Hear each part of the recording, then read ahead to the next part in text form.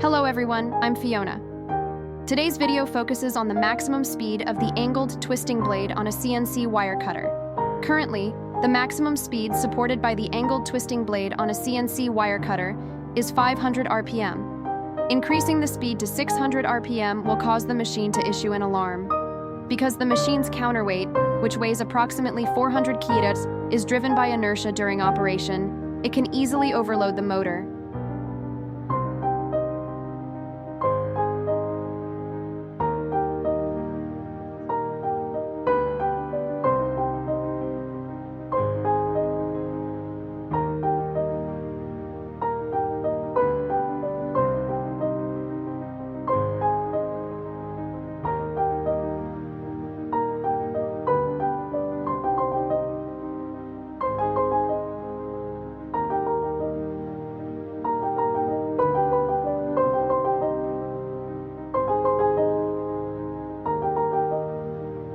If the speed exceeds 500 RPM, the display will display speed setting failed.